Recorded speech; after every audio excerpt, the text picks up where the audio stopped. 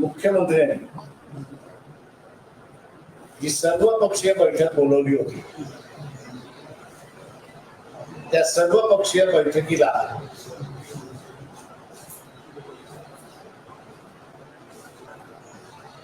सर्व मराठा नेते, एनसीपीचे, काँग्रेसचे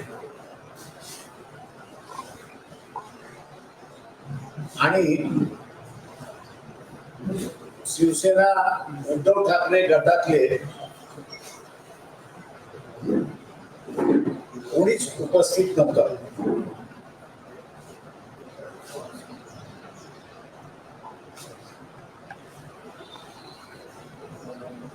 आणि त्यामुळे त्या बैठकीमध्ये नेमकी राजकीय पक्षाची भूमिका काय हा प्रश्न वंचित बहुजन आघाडीकडून विचारण्यात आला.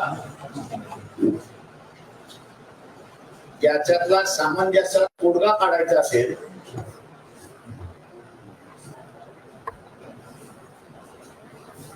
तर इथले जे श्रीमंत मराठ्यांचे पक्ष जे आहेत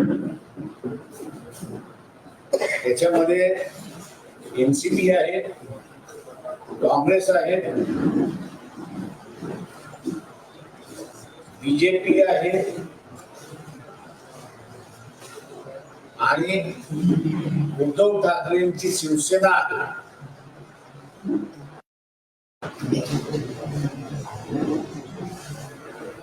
हे जोपर्यंत भूमिका मांडत नाही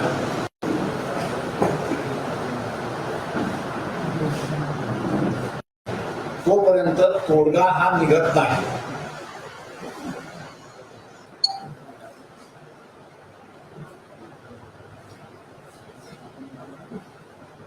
दुसऱ्या बाजूस त्याच बैठकीमध्ये मुख्यमंत्र्यांना वंचित बहुजन आघाडीच्या वतीने विनंती करण्यात आली होती. मुख्यमंत्र्यांनी या सर्व राजकीय पक्षांच्या नेत्यांना व्यक्तिगत पत्र लिहावं. मुख्यमंत्री पण लिहावं, पण त्याच्याच बरोबर व्यक्तिगत सुद्धा लिहावं. या प्रश्नावरती म्हणजे जरांगे पाटील यांची जी मागणी आहे की मराठा समाजाला ओबीसीतून आरक्षण, ओबीसीच्या कोट्यातून आरक्षण द्या, ही जी मागणी आहे, या मागणीच्या संदर्भात राजकीय पक्षांची भूमिका काय आहे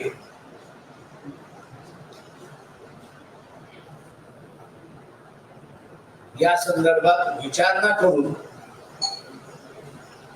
मग समान तोडगा काय आहे तो काढता येईल. त्या बैठकीमध्ये मुख्यमंत्र्यांनी आश्वासन दिलं की आम्ही पत्र लिहू, हे पत्र आम्ही पाठवू.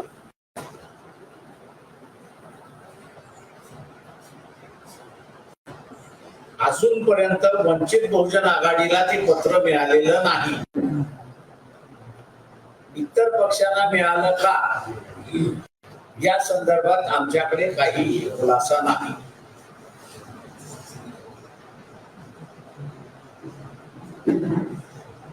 हे नोंद आता फक्त महाराष्ट्रात म्हणजे मराठवाड्यापुरतं मर्यादित आहे असं मी त्या ठिकाणी मानत नाही.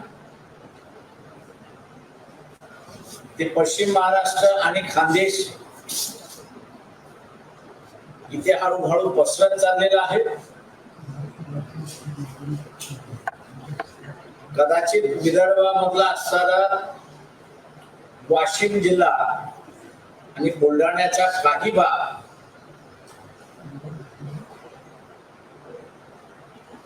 इफेक्ट होण्याची शक्यता आहे.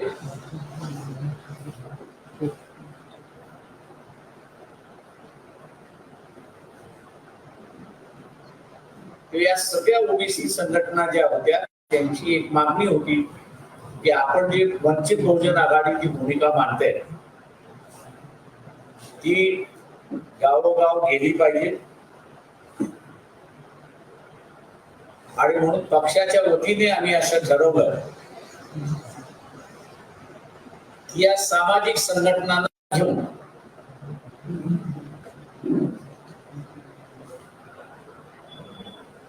25 तारखेला दादर चैत्यभूमी इथून सुरुवात करायची. त्याच दिवशी मेवाड्याला जायचं पुण्यामध्ये आणि 26 तारखेला सकाळ, त्याला 26 जुलै ही महत्वाची तारीख आहे. या दिवशी शाहू महाराजांनी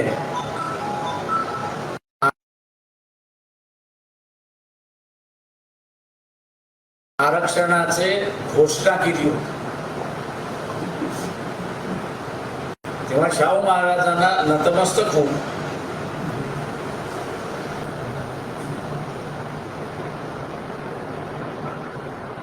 आरक्षण बचाव जनयात्रा हे काढण्याचं आम्ही ठरवलेलं आहे. ही यात्रा सोलापूर, उस्मानाबाद, बीड, लातूर, नांदेड, त्याच्यानंतर यवतमाळ, अमरावती, अकोला, बुलढाणा, वाशिम, जालना हिची सांगता 7 किंवा 8 तारखेला औरंगाबाद मध्ये होणार आहे.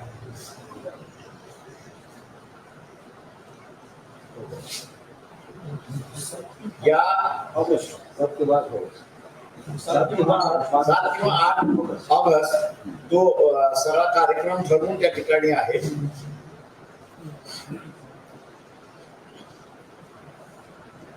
या रूटवरती ठिकठिकाणी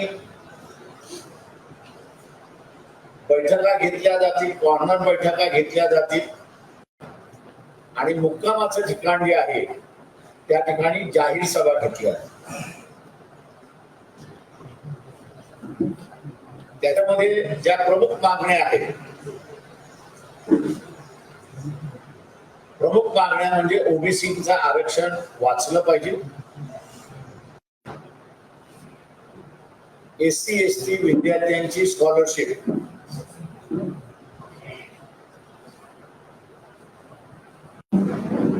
ही डबल झाली पाहिजे, केंद्राची स्कॉलरशिप मिळते, राज्य त्याच्यामध्ये काही स्वतःचा हिस्सा देत नाही इतर राज्यांप्रमाणे.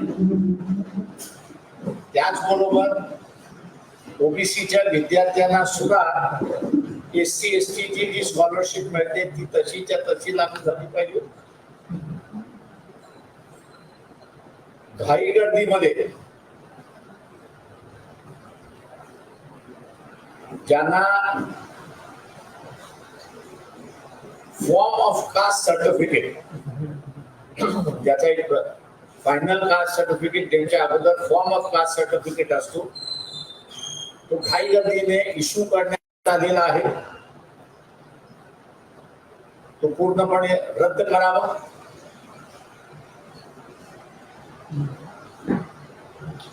जे कुणबी आहेत त्यांना आरक्षण मिळणारच, कारण त्यांचं कुणबींचं ओबीसी मध्ये इन्क्लुडेड आहे.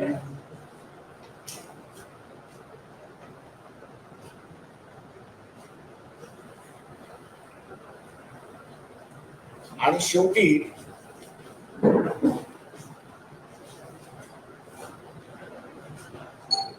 आरक्षण जे आहे त्याच्यामध्ये SC ST ला पदोन्नती आणि त्याचबरोबर ओबीसी ला सुद्धा पदोन्नती मिळाली पाहिजे.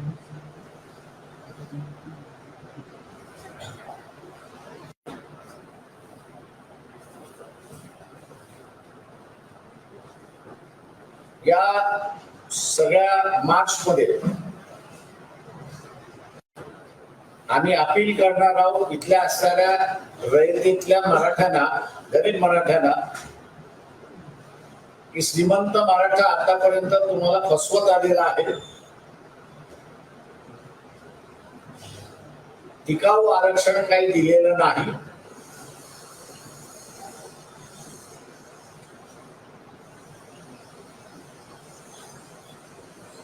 ओबीसीच्या हातामध्ये सत्ता आपण द्या, आरक्षणवाद्यांच्या हातामध्ये सत्ता आपण द्या.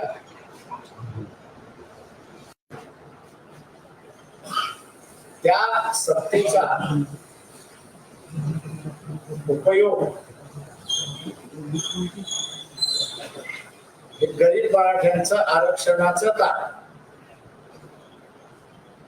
टिकाऊ ताट असं मी म्हणतो, वेगळं आणि स्थायी करून देण्याचं आश्वासन आम्ही देणार आहोत. आमचा हेतू आहे की जी स्फोटक परिस्थिती बनत चाललेली आहे किंवा झालेली आहे ती अजून चिघळू नये. शांतता ही राहिली पाहिजे.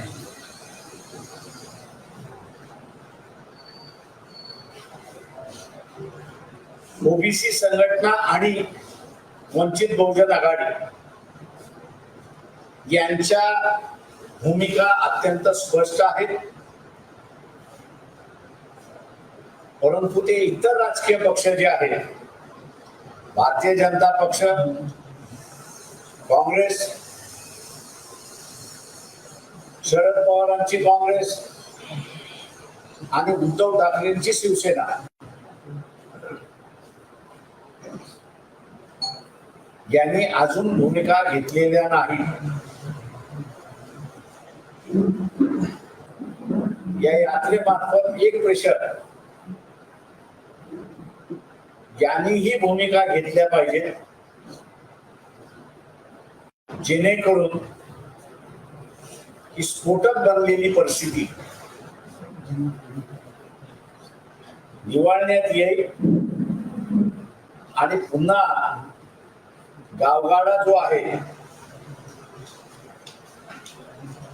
तो पूर्वरहित होईल अशी अपेक्षा करून आम्ही असताना ओबीसी बचाव यात्रा आयोजित केलेली आहे. आपण आता विचार, तुम्ही ही घोषणा केल्यानंतर इकडे भुजबळ काल पवारांना भेटले आणि ते असं म्हणतात की एकत्रित बसून ही सगळी परिस्थिती चिघळवण्यापेक्षा एकत्रित बसून तात्काळ निर्णय घेऊन थोडी समाधान नाही मिळाला अशा पद्धतीने सरकारनं आणि आपण विरोधाने काम करावं असं त्यांची भूमिका आहे. तर तुम्ही राज्याचा दौरा करताय, पुन्हा इकडे उपोषण, इकडे आंदोलन, अशा सगळ्या राजकीय पक्षांनी भूमिका एकदा घ्या की लोकांच्या समोर परिस्थिती ही जाते, आपल्याला मिळणार की न मिळणार अशी असणारी परिस्थिती आहे. आजच्या याच्यामध्ये जे राजकीय पक्ष भूमिका घेत नाहीत त्यांच्या संदर्भात ओबीसींचं असं मत व्हायला लागलेलं आहे की हे आपल्या बाजूने नाहीत, हे सगळे जे आहेत हे श्रीमंत मराठ्यांच्या बाजूने आहेत, किंवा हा जो समज वाढत चाललेला आहे हा माझ्या अंदाजानं धोकादायक आहे असं मी त्या ठिकाणी मानतोय. आणि दुसऱ्या बाजूला जरांगे पाटील ते असं म्हणतात आहे की आमच्या अपेक्षा पूर्ण झालेल्या नाही. त्याच्यामुळे राजकीय पक्ष जोपर्यंत भूमिका घेत नाही तोपर्यंत कुठलेही सरकार भूमिका घेईल असं मला वाटत.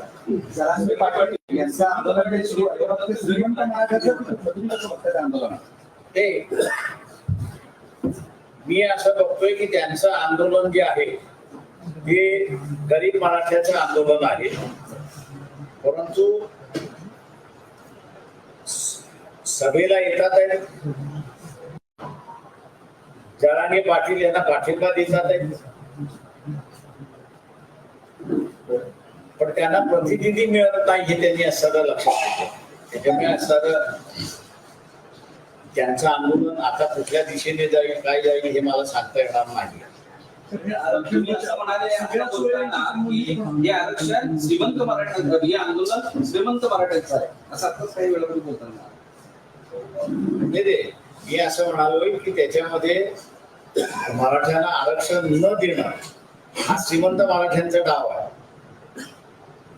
त्याच्यामुळे असणारं जे आंदोलन झाली पाहिजे ती इथल्या असणाऱ्या श्रीमंत मराठ्यांच्या विरोधात झाली पाहिजे. दिशाभूल झालाय का? म्हणजे तुम्ही म्हणताय त्यांचं आंदोलन कुठे जाईल हे मला कळत नाही. आंदोलन मुळात गरीब मराठ्यांना काय म्हणजे मी भरकटलेलं असं म्हणणार नाही. ते असताना जरांगे पाटील यांना असताना एक ठाम भूमिका घ्यावी लागणार आहे की ते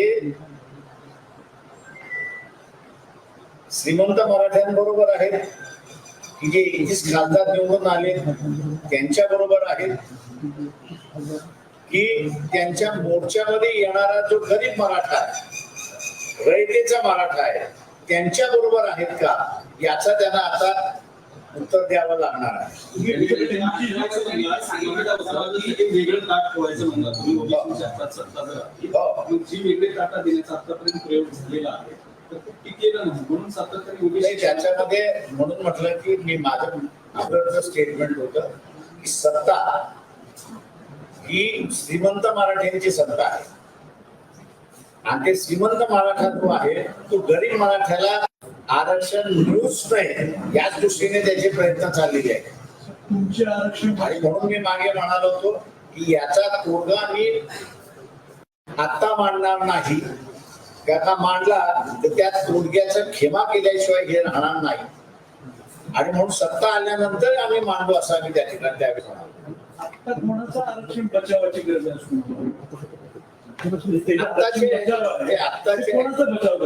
आत्ताच्या ह्याच्यामध्ये जे आहे ते भेसळ करण्याचा जो भाग चाललेला आहे की सगळे सोयरे भेसळ आहे.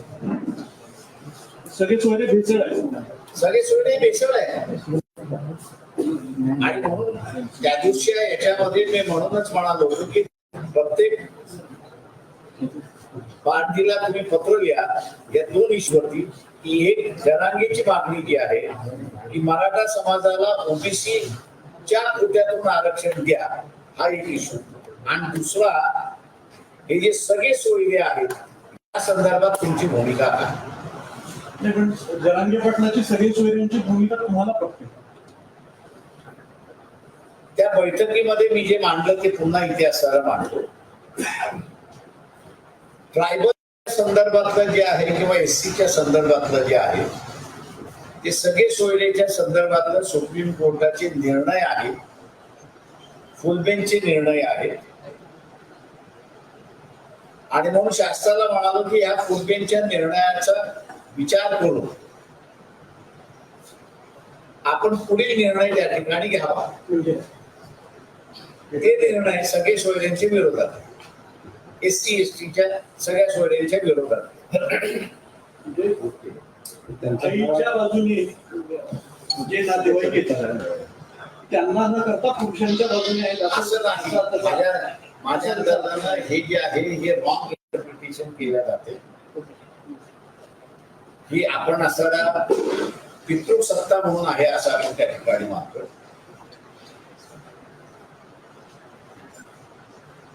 जिथे इंटरकास्ट मॅरेजेस झालेले आहेत असं धरून चालतं. किती पर्सेंट? आता माझ्या अंदाजात फार मोठा पर्सेंटेज आहे. इट्स मोर दॅन 10-12% आहे. 10-12% आहे. तुम्ही जे म्हणताय फॉर्म ऑफ कंप्लीट वाढतंय ना ते बोलताय हे जास्त असे त्याच्यामध्ये सुद्धा आता हा विषय नाही कधीतरी बसलो तर मी सांगेन की कसं त्या लोक जात तोडायला मागतात आहेत पण गव्हर्नमेंट आणि कोर्ट कसं तिथून देत नाही मी पण नंतर मांडेल. सर्वपक्षीय नेते येत नाहीत. तुम्हाला काय वाटतं की हे लोक एवढा मोठा महाराष्ट्राच्या महत्वाच्या विषयामध्ये ज्वलंत प्रश्नामध्ये विरोधी पक्ष नेते किंवा ज्यांना बोलवलं ते का लक्ष घालत नाही? त्यांना काय वाटलं असं आहे की आपण सगळ्यांनी छगन भुजबळ यांची मुलाखत बारकाईने ऐकली नाही. त्यांनी रेफरन्स देताना मराठवाड्याच्या नामांतराच्या दरबारीचा त्यांनी रेफरन्स दिला. त्यावेळेस सुद्धा सत्ता पालट होती, आता सुद्धा सत्ता पालट आहे. त्याच्यामुळे सत्ता पार्टीच्या बॅकग्राऊंड वरती त्यावेळेस दलितांचा बळी घेतला, यावेळेस ओबीसीचा बळी जातोय का, हा महत्वाचा भाग आहे. तुम्ही म्हणताय ते सत्ता पालट सगळे विरोधी पक्ष म्हणून असताना आम्ही ती शांतता राहावी म्हणून असताना सगळं ढवळून काढतो. कास्ट सर्टिफिकेटचे फॉर्म तुम्ही म्हणलं ते रद्द करावे, कोणते फॉर्म असते? आता इश्यू केलेली आहे ते नोंदणीनुसार मराठा समाजाला आता जे पूर्वीचे दिले आहेत ते ते बरोबर ना? एक आपण लक्षात घेतलं पाहिजे की ओरिजिनल जी यादी मंडल कमिशनच्या ह्याला जोडण्यात गेली होती किंवा अमेंडमेंट करून जोडण्यात आली होती, माझ्या माहितीप्रमाणे 1993 मध्ये कुणबी समाजाला आरक्षण देण्यात आलं इन इयर 1993. तेव्हा कुणबी समाजाचं आरक्षण शाबूत आहे. ज्यांना आता असं इतर मार्गाने एंट्री द्या असं जे आहे त्याचं भांडण चाललेलं आहे असं मी त्या ठिकाणी मानतो. This is my reading of the situation. हे वाक्य असं आहे की आता जे नोंदणी मिळाले त्या नोंदीच्या आधारावर जे काही पूर्वी प्रमाणपत्र दिले ते रद्द करावे असं तुमचं म्हणणं आहे का? माझं म्हणणं असं आहे की माझं म्हणणं असं आहे की ते तपासलं गेलेलं नाहीये. ज्यांना तुम्ही दिले त्यांनी अर्ज केलाय का, तर त्यांनी अर्ज केलेला नाही. तुम्ही स्वतःहून सर्च केलेला आहे, अधिकाऱ्यांनी सर्च केलेला आहे. ज्यांनी घेतलं नाही असं मी म्हणेन आताच्या याच्यामध्ये त्यांनी स्वतःहून सोडून दिलेलं आहे, असंही होऊ शकतं. त्याच्यामुळे आमचं म्हणणं असं आहे की तुम्ही आता जे काढलेले ते रद्द करा.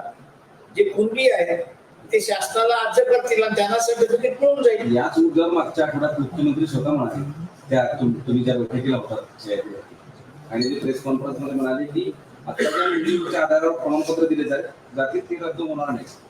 भुजबळांनी जरी मागणी केली त्याच्यावर मुळात ते असं गोष्ट असं आहे की मी जर मागितलेलं नसेल तर तुम्ही माझ्या नावाने कसं काय इश्यू करणार? मी मागितलं तर तुम्ही मला द्या ना. मी जर मागितलंच नाही तर तुम्ही माझ्या नावाने कसं इश्यू करताय? तर त्या सगळ्या बाय प्रोसेस झालेल्या असतील की अर्ज करणं अर्ज आलेलेच नाहीये. जरांगे पाटलांचं आत्ताचं आंदोलन हे या दोन्ही म्हणजे सगळ्या सोयरीच्या लेवललाही फसलंय किंवा मी असं म्हणणार नाही कारण ते शेवटी त्याच्यातला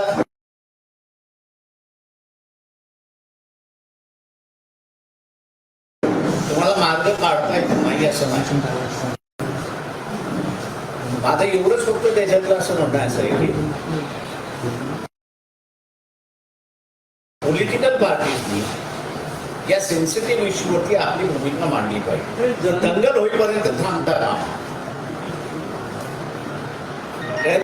परिस्थिती फार स्फोटक आहे एवढं मी आपल्याला सांगतो. परिस्थिती स्फोटक आहे. जरांगी ऐकायला म्हणायला तयार नाही. त्यांच्या मागणीवर ते ठाम आहे. जीव गेला तरी प्रयत्न आणि ओबीसी संघटनांची गेल्या जे काही आंदोलनं झाली ते त्याच्यावरच ठाम आहे. जीव गेला तरी प्रयत्न यातनं तोडगा निघणार हा प्रयत्न आहे. माझं म्हणणं असं आहे की तोडगा काढणाऱ्या राजकीय पक्ष आहेत आणि असेंब्ली आहे. इलेक्शन राऊंड कॉर्नर असल्यामुळे प्रत्येक जण आपली पोळी भाजायचा प्रयत्न चालला. मी जसं म्हणालो की तेव्हा हे भूमिका घ्यायचं टाळतायत. आरक्षणाचा निकष सामाजिक NCP पाळालो ना. अजित पवारांची एनसीपी आणि एनसीपीचा खासदार कोण नाही. आणि एकनाथ शिंदे यांची शिवसेना तुम्ही म्हणाले म्हणजे त्यांनी आलेले जे आहेत त्यांचे जे उमेदवारी जे आहे ते नॉर्मल याच्यामधले आहेत, ते थोडं त्या नातेवाईकांमधले आहेत. शिवसेना असं स्टॅम्प नाही मारते सर. सर गरीब मग तुमचा जो मुद्दा आहे गरीब आणि श्रीमंत तर ते आर्थिक निकषावर जाते की सामाजिक आरक्षणाचा तुम्ही आता ओबीसी मधला असताना जे क्रीमी लेअर आणलं ते क्रीमी लेअर उत्पादनावरती आणलंय ना, वार्षिक उत्पन्न वार्षिक उत्पन्नावरती. दिल्लीतल्या एका दैनिकाने, इंग्रजी दैनिकाने एक बातमी काल लिहिली होती की PTPDचे 15 लाख करण्याचा केंद्र सरकार 15 लाख 30 क्लिअरला SC/ST लाही लागू होते त्याच्यामध्ये हे स्कॉलरशिप. आज सर तुम्हाला स्कॉलरशिप पाहिजे असेल तर तुमची इन्कम या आतमध्ये पाहिजे. ही अगोदरपासून आहे, हे आता नाही. माझ्या माहितीप्रमाणे 72ला मी कॉलेजमध्ये होतो त्यावेळेस पासून काही SCच्या विद्यार्थ्यांना, काही STच्या विद्यार्थ्यांना फ्रीशिपच मिळत होती, स्कॉलरशिप मिळतच नव्हती. त्याचं कारण असं आहे की ते म्हणजे आमची इन्कम हाय आहे. त्याच्यामुळे ही जुन्या काळापासूनच आलेली आहे कन्सेप्ट. पण 15 लाख उत्पन्न असल्यावर गरीब कसं गरीब नाहीये ते. मला वाटतं आता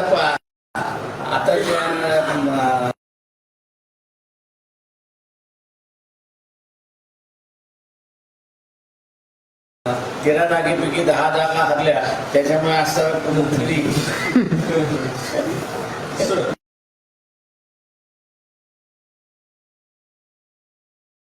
केलेलं मतदार शोधतात. मग हे योग्य असेल का? योग्य नाहीये. ते कमी असायला आपल्याला वाढवायला लागेल. काही लोक म्हणतात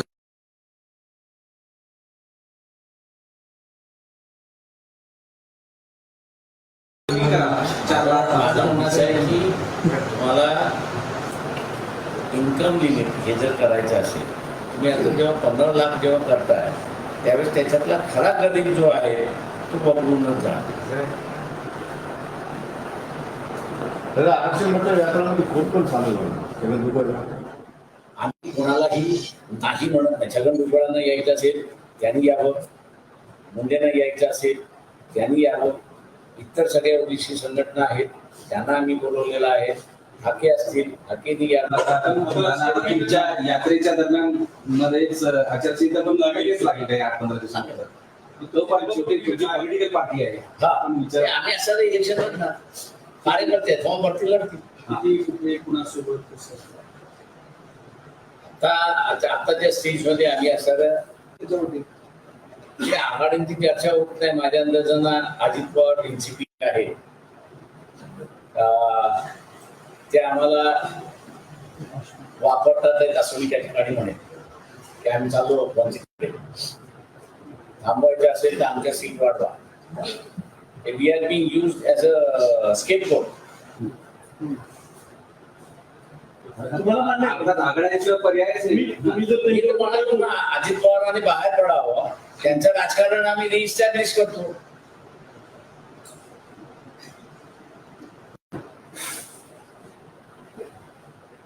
अजित पवारांनी युतीतून बाहेर पडल्या नाही. बाहेर पडल्यानंतर थँक्यू सर एक चहा घ्यायचं का? फोटो नाही का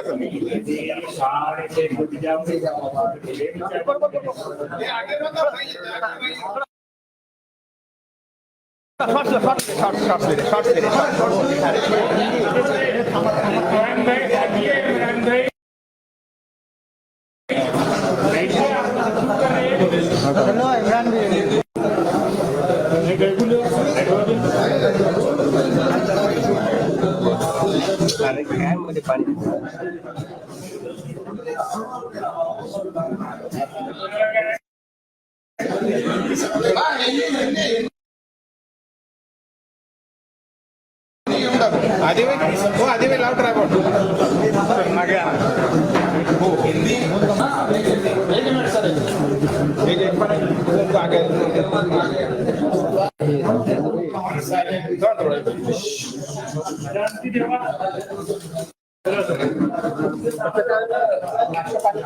हिंदी हिंदी उद्या हिंदी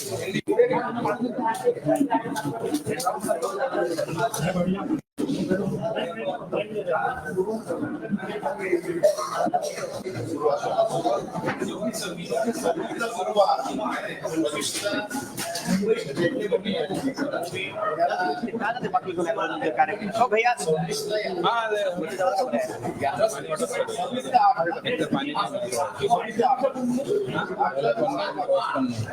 एखादा दिवस एखाद्या दिवसाने थोडंसं माहिती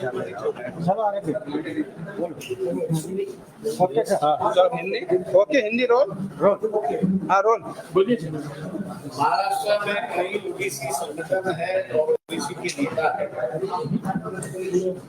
जिनके साथ में पिछले 10-15 दिनों के साथ में गुफ्तगू चली है। इस गुफ्तगू में जिन्होंने हिस्सा लिया वो है प्रोफेसर सोमनाथ सोलंकी, रमेश बारस्कर, अविनाश और इम्तियाज नगर।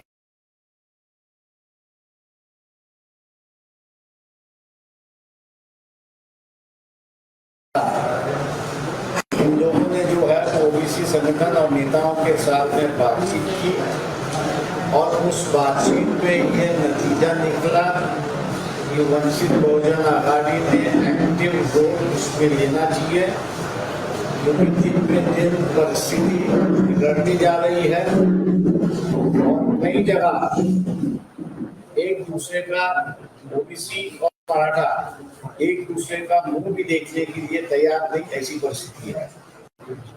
ये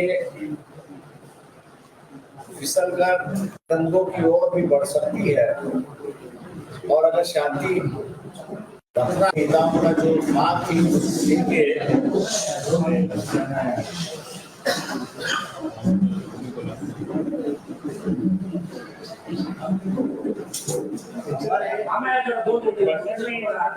कार्यकर्ता बोलत होता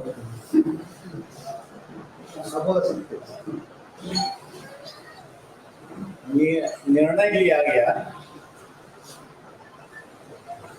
कि हम लोग ओबीसी आरक्षण बचाव की यात्रा जो है वो शुरुआत करें। 25 तारीख को बम्बई के चैत्य भूमि से शुरुआत करेंगे। उसी दिन जो है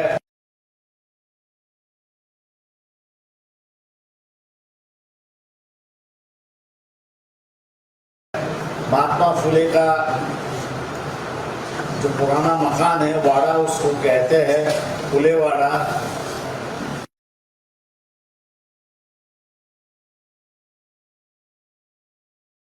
वहां पे जाएगी, नमन करेंगी और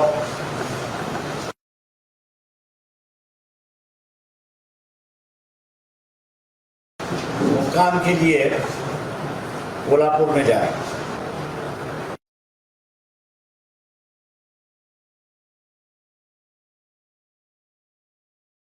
दूसरे दिन 26 तारीख को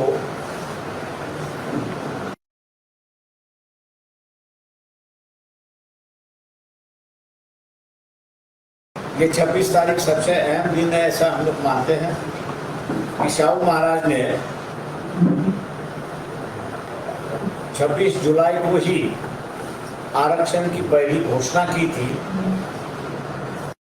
उनका जो बड़ा स्टैचू है वहां पर नमन करेंगे और यात्रा वहां से शुरुआत हुई। ये यात्रा कोल्हापुर, सांगली, सोलापुर, उस्मानाबाद और वहां उसकी आखिरी दिन होगा, ऐसा हम लोग वहां पर मानते हैं।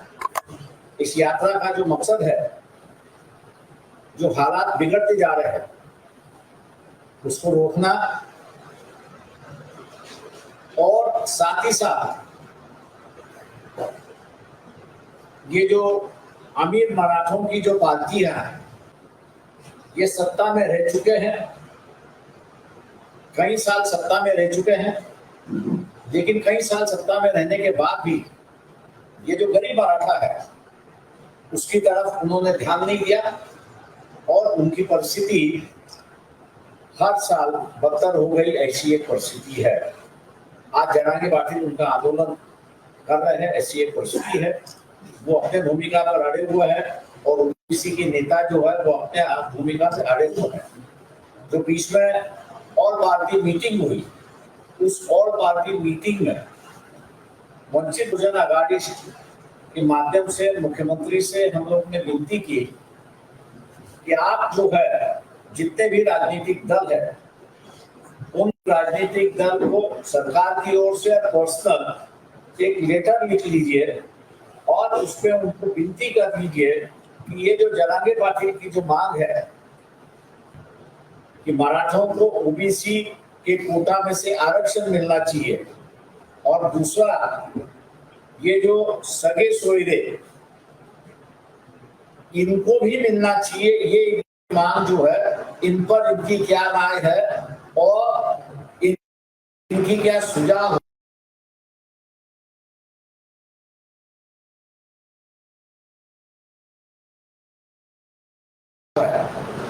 मैं उम्मीद करता हूं कि मुख्यमंत्री जो है जो मीटिंग में तय हुआ ये लेटर लिखेंगे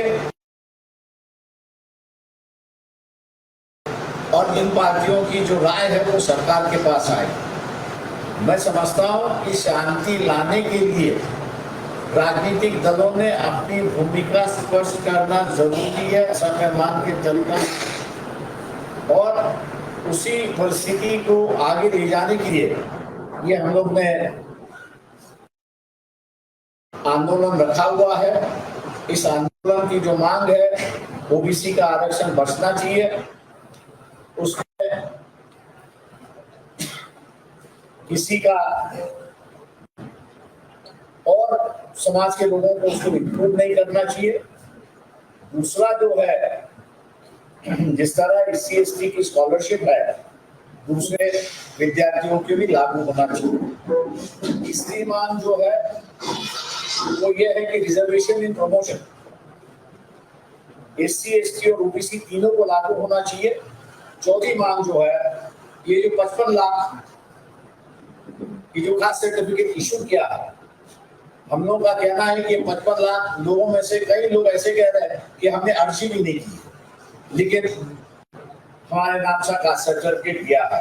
तो मैं ये मान के चलता हूँ कि जिस जल्दी से सरकार ने किया है इसलिए उन्होंने सही ढंग से उसको जांच नहीं की है, ना वो जांच करना चाहते, इसलिए जो 55 लाख का सर्टिफिकेट इशू है ये रद्द होना चाहिए।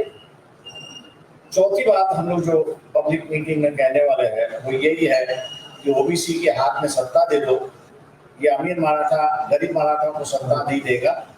सत्ता में आने के बाद ये जो गरीब मराठा है उसका आंदोलन, उसका आरक्षण की जो खाली है वो अलग से बनाई जाएगी, लेकिन स्थायी भाव से होगी। इसका आश्वासन हम लोग जो है वो गरीब मराठाओं को देने जा रहे हैं। ठीक है अक्षय सर को लेकर चर्चा है सर, एमआईएम के साथ गठबंधन को लेकर चर्चा है ये हम लोग ने पहले भी कहा था कि एमआईएम जो है वो अवसरवादी पार्टी है, उनका मतलब निकल गया। तो उन्होंने जिन ओबीसीओ ने पिछले लोकसभा में जिताने का काम किया और जब ओबीसी का बात आई सत्ता में जाने की तो हाथ खींच के अलग से हो गए।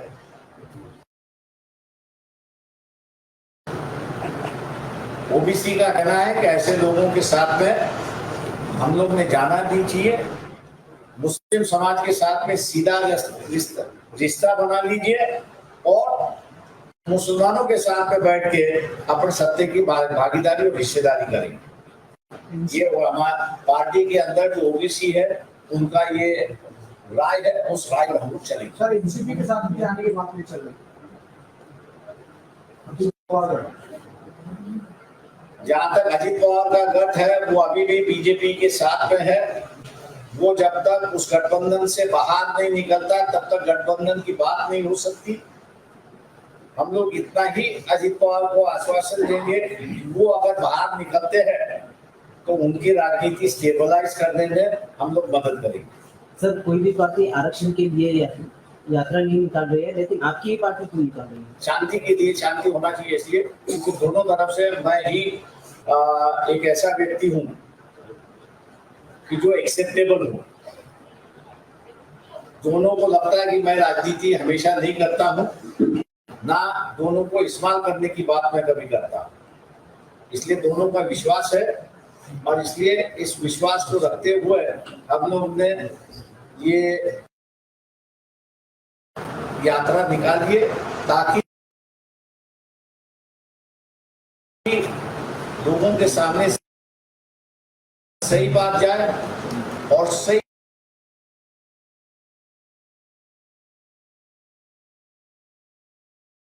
वक्त पर जाए, ताकि दंगे की जो परिस्थिति है उसको हम लोग कंट्रोल में ला सकें। जब सरकार जानबूझकर दोनों समाजों को हमेशा मिलाने की कोशिश कर रही है। मैं सरकार की बात नहीं करूंगा, लेकिन सरकार के साथ साथ कई राजनीतिक दल है कि उनकी भी मंशा वही है कि ये दोनों एक दूसरे के सामने आ जाए। दोन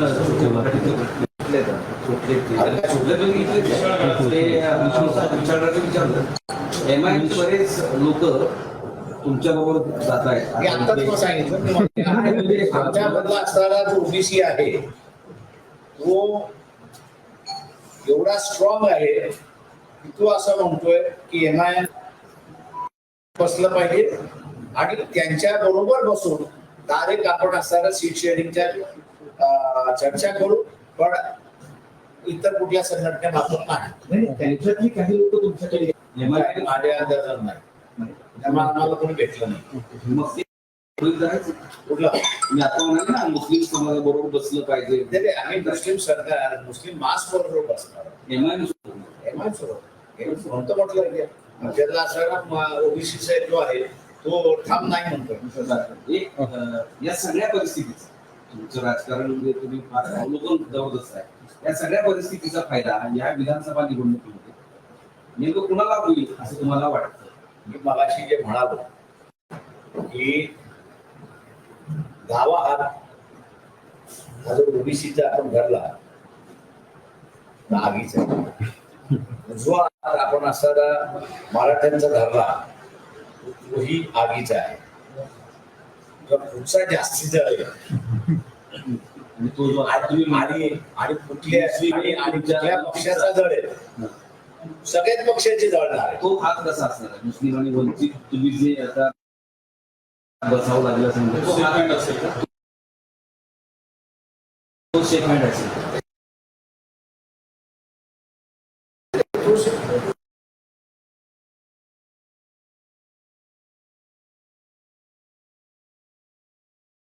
मुस्लिम समाजाबरोबर कधी करायला तयार? सर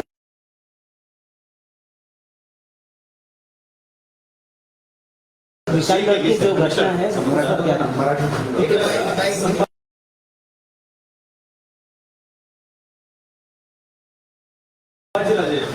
संभाजीराजे आणि शाहू दोघांमध्ये संभाजीराजे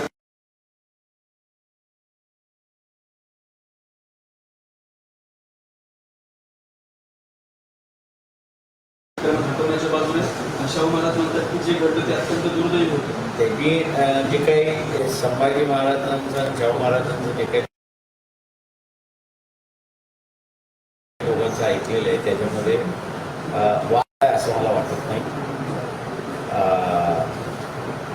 परंतु त्याच्यामधला मी एवढं सांगू शकतो, मला जेवढी माहिती आहे तिथे आणि आमचे जे कार्यकर्ते इंडियाज महाराज तिथे गेले होते त्यांच्याबरोबर टीम गेली होती. त्यांचा जो रिपोर्ट आलेला आहे तो रिपोर्ट असं म्हणतो की सातत्याचं हे आम्हाला ऑल्टरनेटिव्ह द्या. आता त्याच्यामध्ये धारखा मार्फत म्हणजे संभाजी भिडे मार्फत राजकारण केलं जात मशिदीच्या विरोधात.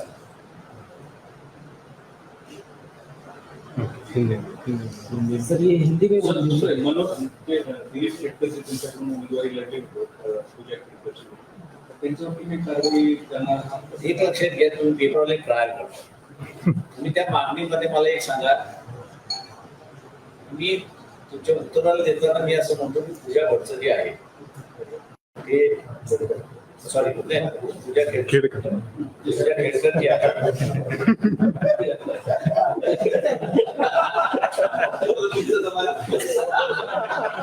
तुमच्या जमान्यातली हिरोईन आहे. त्या डॉक्टरांनी इश्यू जे केलेलं सर्टिफिकेट आहे त्याच्यावरती कारवाई का मागत नाही? एक भाग. दुसरा भाग त्याच्यामध्ये रिटायर्ड आहे, बरोबर आहे. आता त्यांनी काही घोटाळा केला असेल असं धरून चालू आहे त्यांच्या कारकिर्दीत. त्यांच्यावर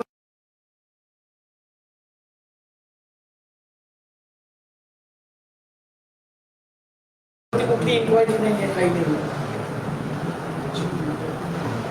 तिसरं जे आहे त्याच्यामध्ये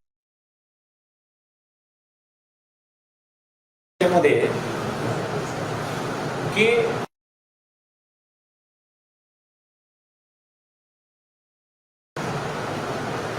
तिच्या आईने पोलिसांची बाब गैर केली असं सांगितल्या जाते. पोलिसांनी कारवाई करायची. काल तिच्या वडिलांनी सुद्धा प्रेस केली आणि त्यांनी सांगितलं की आम्ही जर काही चुका केल्या असतील तर आमच्या विरोधात कारवाई करा ना. प्रेस ट्रायल का, प्रेस मार्फत ट्रायल का. आणि आमची सुद्धा म्हणणं आहे चूक असेल तर तुम्ही त्याला दोषी धरा. त्या ह्याच्यामध्ये आता तिन्ही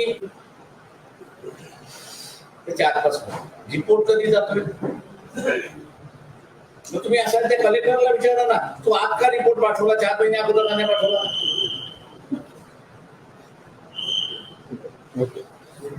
आता असं सेम माय स्कीम. सर विशालगढ़ वाला जो मामला है वो हिंदी में बता दीजिए. जहाँ तक मैं समझता हूँ कि अब दोनों के अंतर नहीं है. दोनों के स्टेटमेंट्स मैंने पढ़ भी दिया, उसका अध्ययन भी किया है. विशालगढ़ को दोनों भी बचाना चाहते हैं और अलग तरीका है. एक बातचीत का तरीका है, दूसरा हाईलाइट करने का तरीका है. लेकिन मैं समझता हूँ कि दोपहर के 1 बजे तक वहां पे शांति थी.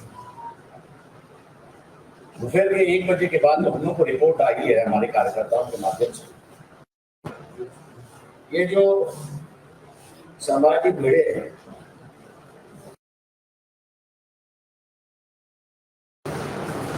उनकी जो आर्मी है जिसको धारण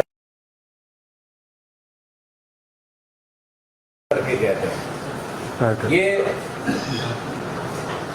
गढ़ पर चले गए और मारपीट करना उन्होंने शुरुआत की, तोड़फोड़ करना शुरुआत.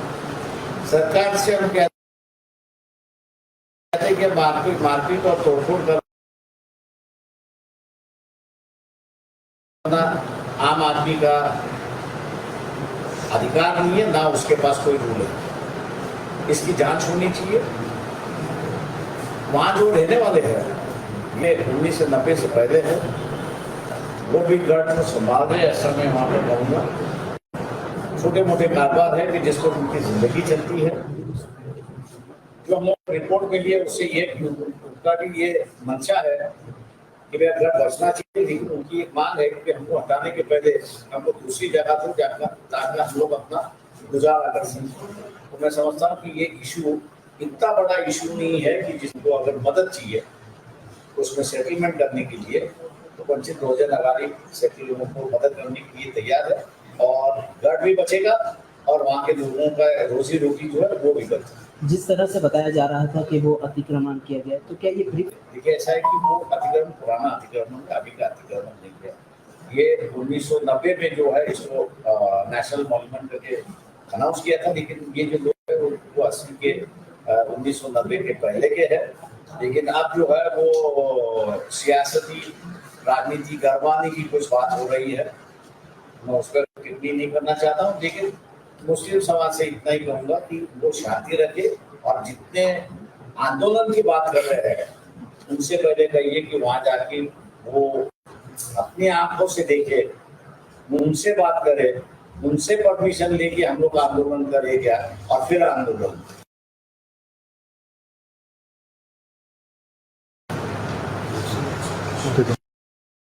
ताज्या घडामोडींसाठी जनहितवादी चॅनलला सबस्क्राईब करा आणि बेल आयकॉनला क्लिक करायला विसरू नका. जनतेचा बुलंद आवाज, जनहितवादी न्यूज.